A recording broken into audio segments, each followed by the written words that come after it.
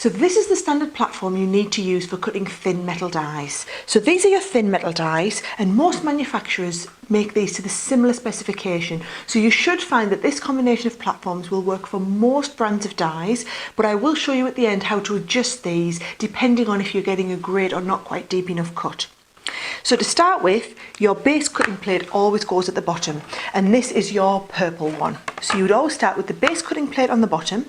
Then we're going to add in your plastic shim, which is the one that's like a cloudy plasticky colour. Then we're going to add in your magnetic positioning plate. Now you'll notice because it is magnetic, it's dull on one side and shiny on the other side. You'll notice that it's the shiny side facing up that has the magnet in. And that is what's ready then to place your dies on.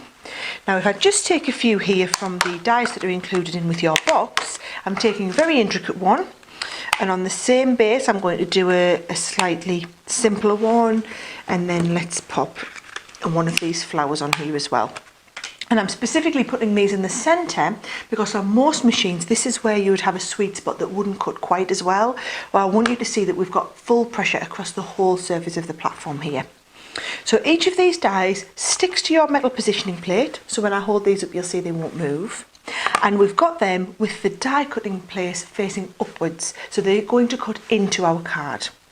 So I'm going to take a nice heavyweight 320 GSM cardstock and lie this over the top here, and then finally the clear plate, which is your clear cutting plate, and you can see mine's very well used and well loved here, will go on the top.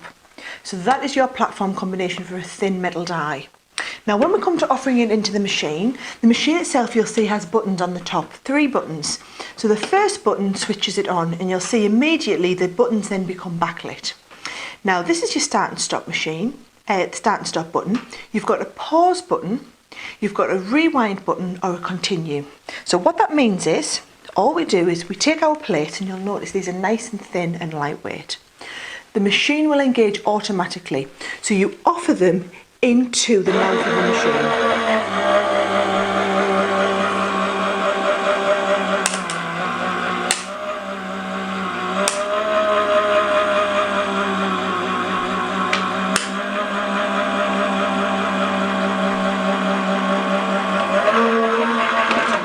Now you will see that the machine engaged automatically and fed the plates and fed them all the way through.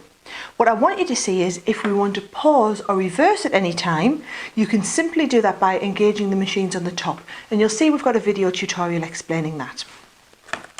But here we go. If we lift off the metal cutting plate from the top, you can see quite detailed that it's cut through those intricate dies, no problem whatsoever.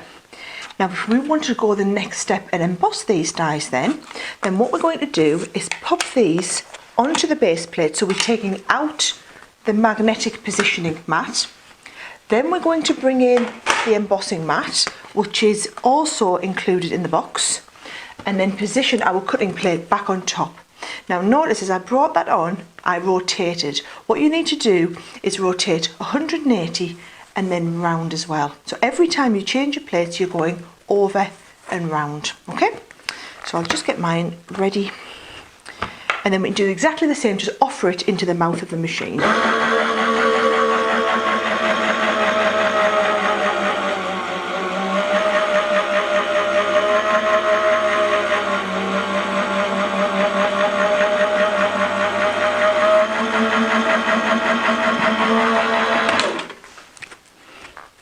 And as we take this out now, what you will find is those dies should have cut and embossed beautifully. So we can see here, even the detail on the base of this tag, nothing's been lost. And even this here, you can see how much detail there is in this die, even on a very thick pearl cardstock. Just what a beautiful finish we're going to get here.